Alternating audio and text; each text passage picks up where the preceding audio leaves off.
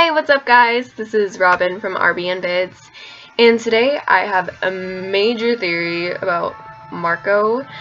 And has he been in love with Star this whole time? I put all the pieces together. It's crazy. But before I get to that, I just want to say that towards the end, I'm gonna have a little section about my review and analysis about Battle for Mewni, because I just watched it yesterday. And so let's get to it. I'm gonna start at sleepover. Although Marco told the truth about having a crush on Jackie, Star gave a speech about a rainbow of emotions and how they're always changing, and turned out to be right, resulting in beating the truth or punishment game. In the very next episode, Gift of the Card, Marco actually says that he can never make up his mind. Now, does that mean that he may also have a crush on Star? Everybody thought that that wasn't a possibility because he, told the truth about having a crush on Jackie, but, I mean, Star said it herself that emotions are always changing, and Marco admitted that he can never make up his mind. And we know that Star also had a crush on Oscar at that time, because in the episode right before Sleepover, Girls Day Out, she is literally drooling when she sees Oscar. So she definitely still has those feelings for Oscar during Sleepover. But unlike Jackie, Oscar wasn't at the sleepover, so it makes sense that she was more focused on Marco at that time. But for Marco, Jackie was there, and he doesn't really get to hang out with Jackie that much, so of course he would be more focused on Jackie than Star. So during that second half of season 2, Marco leaves Jackie for Star multiple times, like during Bon Bon, when he sees the blood moon, during Just Friends, when Star leaves the seats, and a whole bunch of times during Star Crushed. But the thing is, he never really leaves Star for Jackie unless he gets Star's okay first. For example, like in Bon Bon, when he asked Star if it's okay to go to the dance with Jackie instead. And again, during Just Friends, when he makes sure it's okay to go back up to the seats and to go sit with Jackie. So now let's get to Just Friends. So it shows Star and Marco lip-syncing, alternating parts, but I think it's more than that. The parts that they lip-sync to really communicate and parallel to their relationship. At first it's like, oh, their love is so pure and so real, and you show me your world, that can go for either Star or Marco. It would make sense for either of them to say that.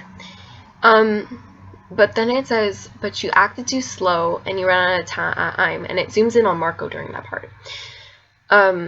So what could that possibly mean? I'll get to that later. So then it's the chorus, and it talks about, them being just friends because Star ran out of time or something like that. And then it gets to this section, and basically it's translating to Star hurt Marco, but she didn't realize it, and now Marco has found someone new, which would be Jackie. These questions don't make sense unless Marco did or does have feelings for Star. Let's go back to Blood Moon.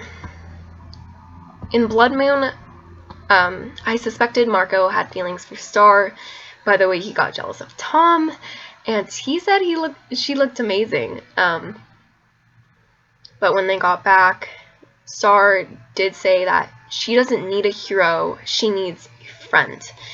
And this is actually Marco's reaction to her saying that to him. And he looks genuinely hurt.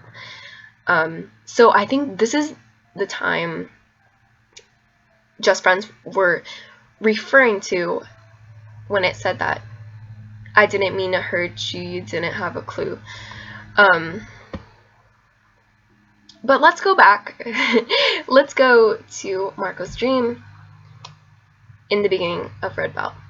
Now, the end of this dream, it shows this this image with the people Marco knows floating up towards a moon with a red glow that makes a left-facing crescent shape.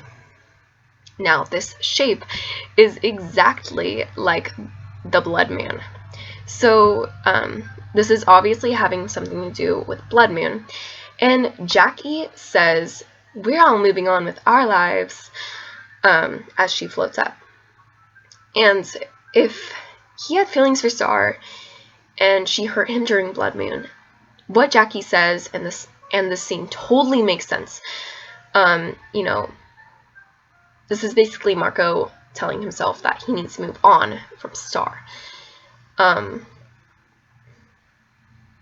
Yeah, and he feels like he's kind of like Star. He puts aside his problems, and I feel like he felt like he needed to do something to fix whatever is going on, so that's why he was so dead set on getting a red belt and going up from a green belt. But let's go to the part right before this. Marco is staring at himself in a locker, and Marco in this locker resembles Star in the locker during puberty, with those same purple hearts. Now, in puberty, Star's reaction, the whole reason she got puberty was because she was looking at Oscar, and basically it's because of her feelings for Oscar. Now, maybe this is a parallel to that, because Marco having these feelings for Star and resulting in him being covered in these hearts in this dream. Then Marco turns into Mr. Candle, and in the episode right before, which is Mr. Candle Cares, Mr. Candle basically gives advice to the students, tells them their career path, secretly working for Tom. Marco figures this out and says that he doesn't want to work at Garbage Island and wants to be King of Mewni instead, and that him and Star have become smooch buddies, and in order to lure out Tom. Anyways, back to the dream. Mr. Candle says to Marco, "What are your plans for the future, Mr. Diaz?" Funny how Marco said he was planning on becoming King of Mewni in the episode right before to Mr. Candle. So let's get back to the lyrics. Now, this last part about, Star hurting Marco totally makes sense now. But let's go back to this part about you ran out of time, and that Marco is lip syncing. Okay, so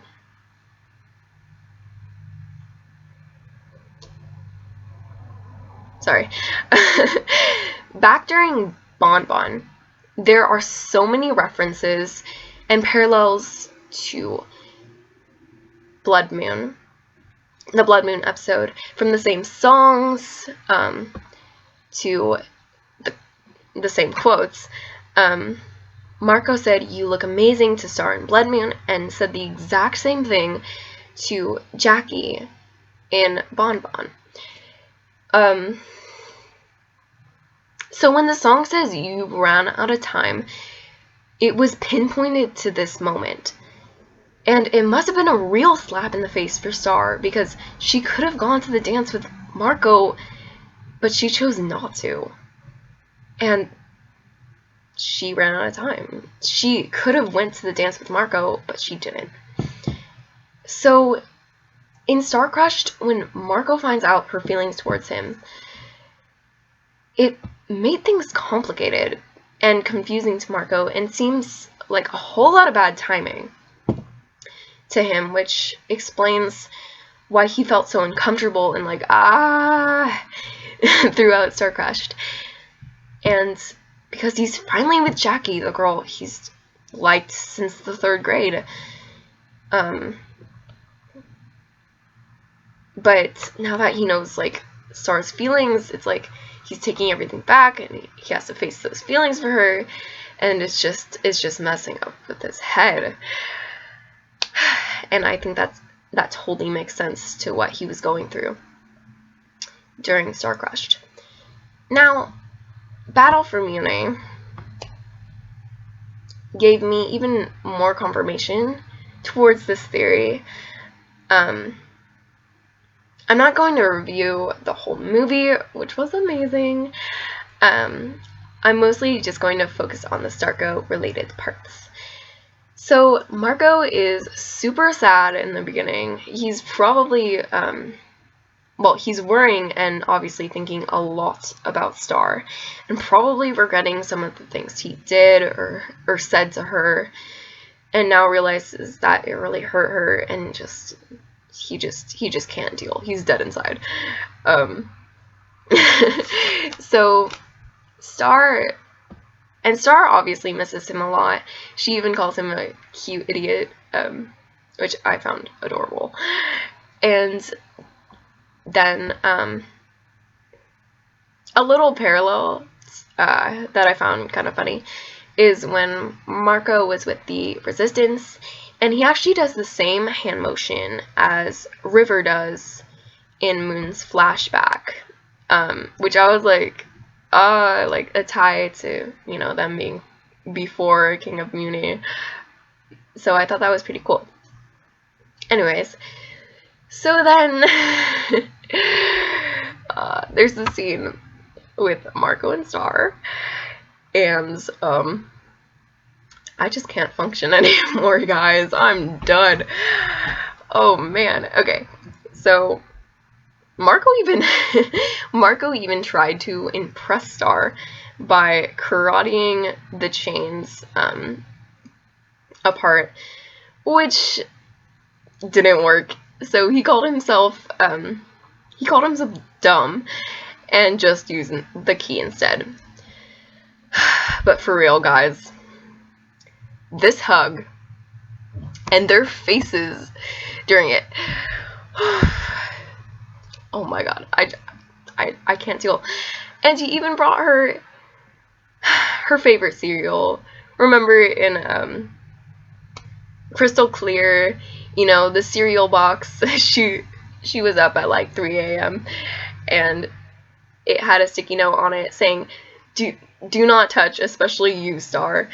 And he brought it for her because he knows it's her favorite. And I thought that was really cute.